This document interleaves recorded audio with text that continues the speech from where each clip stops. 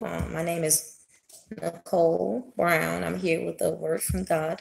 Um, Today, my reading is coming from Psalm 37, um, starting with verse 3, and it stops at 8.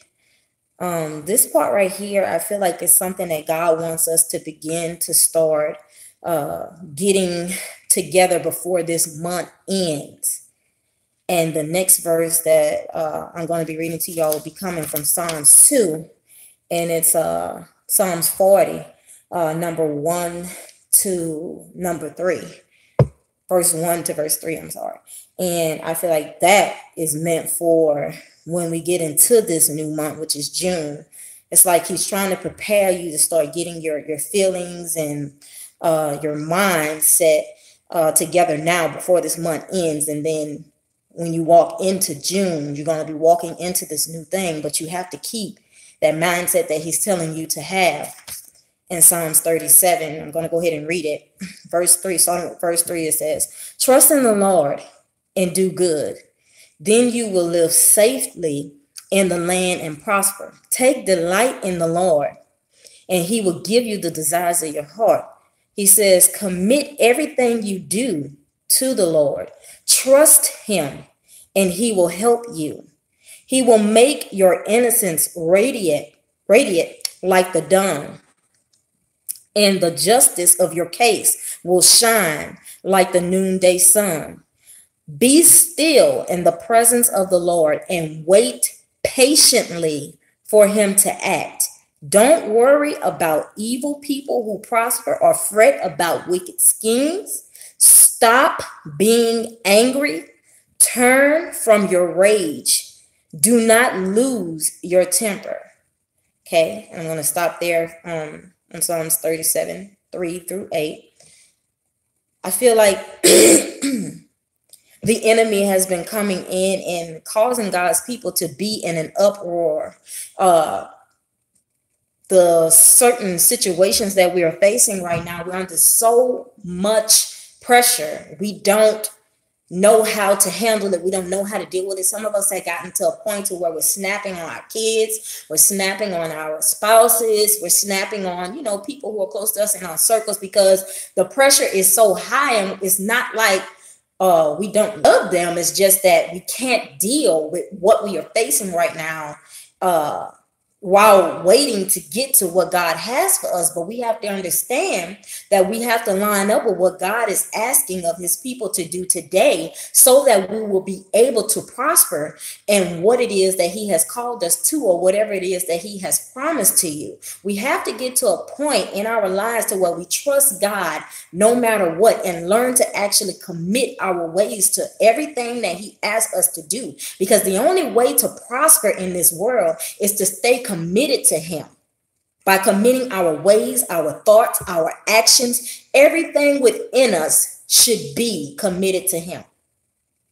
We can't keep backsliding and doing the same things. Yes, God's grace renews every day. Yes, God, his mercy renews every day. But there is coming to a point in time in our lives that we should be tired of ending up with the same results. I don't know about y'all, but I'm ready to see God like never before. I'm tired of ending up at the same door again. I'm tired of ending up in the same state of mind again. God is telling me to fear not, do not be worried, do not be stressed, and I keep on ending up back in that same pit that he keeps pulling me out of every day. I'm tired. I want to do what God tells me to do, so when he places me where he wants me to be, I can prosper. I can handle what's coming at me. I can handle what the enemy is trying to send to me to distract me and to cause me to get off of course. And so when we get down to Psalms 40, verse 1 through 3, it says, "I waited patiently for the Lord to help me, and he turned to me and heard my cry. He lifted me out of the pit of despair, out of the mud and the mire. He set my feet on solid ground." People, this is what is getting ready to happen. Your situation might be lacking some things right now, but I guarantee if you hold on, if you see through to this place where God is trying to or what it is that he is trying to cause you to receive where you're at, because people, we are not perfect. We don't have everything together, but the place where he has you at, he is trying to strengthen you in the area that you need to be strengthened in. He is trying to get you to see yourself, for who he actually wants you and who he has called you to be. Some of us don't even have faith that we can do what it is that God has called us to, because we keep looking at what we don't have. But we have to understand that in every season, I don't care what it looks like, I don't care what the enemy tries to make it look like, you have enough to be able to prosper in the season God has placed you in. He wouldn't have called you to this area if he called you to fail, if he called you to faint. But if you just hold on and wait, I guarantee you shall prosper. You shall be brought up and be stronger than you have ever been in the sight of the Lord. Walking on this earth, people will see you. People will want to cling to you because they're going to not be able to fully understand how you got like this. They knew you before you were raised up by the hand of God, before his glory came upon you and brought you to this place where you were going to. They are going to be like, I know her when she was, or I know him when he was nothing. How did he get this position? How did he get this? And how God must be working for him. I want some of that. They're not going to understand. We have to hold on. We have to wait patiently for God. Anger is not going to help the process to move any faster. If anything, it is going to cause you to be delayed. That's why I say in Psalms 37, he's telling you what to do. So when the enemy does try to do something, they are blocked because he has already given you the keys to what you need to do while you're waiting. And so continuing in Psalms 40, it says, he has given me a new song to sing, a hymn of praise to our God. Many will see what he has done and be amazed. Then will put their trust in the Lord. I guarantee you, if you continue to have patience, if you continue to trust God, if you continue to commit your ways unto him, I guarantee you, your course will go a lot smoother. Nothing will be able to disrupt your peace of mind. Aren't you tired of battling with, really, you're battling with yourself. It's not all the time people are evil spirits or witchcraft. Sometimes we are battling with ourselves because we are still clinging on to things that happened in the past. We are still, I can't get this, and I won't be able to do this because I had it before and I didn't do right. God don't care about none of that. If you would do what he asked you to do, I guarantee you, you will prosper. He will bring you up again. You will have better than anything that you ever had before in your past, but you have to line up with what he tells you to do. Then you will prosper in the place where he is taking you. And people will see it and they will want it too. We got to be just like Jesus. On that boat with the disciples, a storm came. He was asleep. They running around in chaos and going crazy and trying to figure out how they gonna get past this. And Jesus is asleep. They go to wake him up. He wake up calm. Told that storm to stop. That was it. Peace, be still. And that peace was still.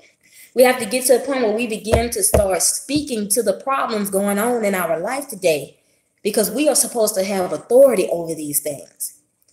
Our situations and our problems were not meant to overtake us. They were meant to build us up and to strengthen us. We were meant to knock down, to break down, to tear down these things that try to exalt themselves up against God in our lives. The problem is not supposed to overtake you. You're supposed to overtake it. You're supposed to put it in its place. When chaos comes into your home, you're supposed to speak peace, be still, and it's supposed to be still. But if you don't have faith in these areas, then you are not going to be able to control the situation. You are not even able to access the authority, the very authority that God has placed in you, because you haven't realized that you have that power to do that. You don't have to hop on the phone and call people. I need you to pray for me. I need you. I need a word. I need this. I need that. You don't have to do all these things.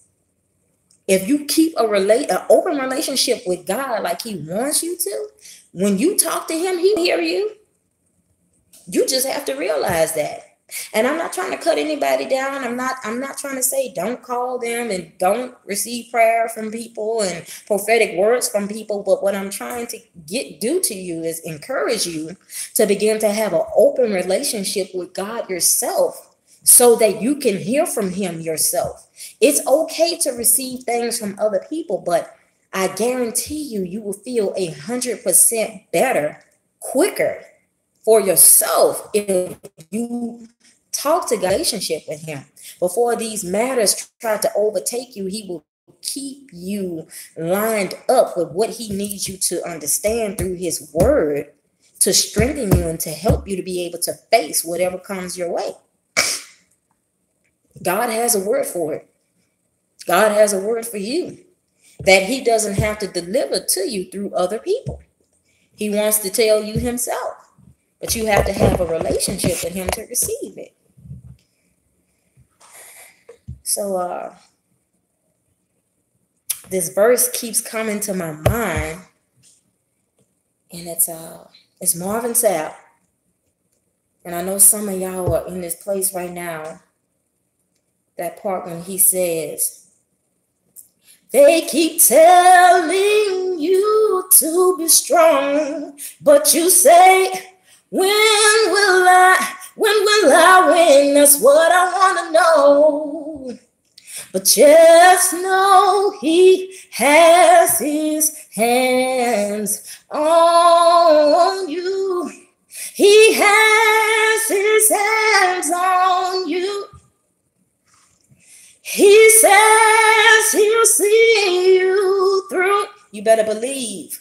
When you cry, he's holding you. So just lift your hands up high, for God will provide. Everything that you need is in God. Trust him like never before. Hold on to the word and the promises that he has spoken into your life. Don't lose your identity. Don't forget who he has called you to be. Well, that's it, you all. Have a good day. My name is Nicole Brown again. If you're just tuning in, watch it. It will have a good day.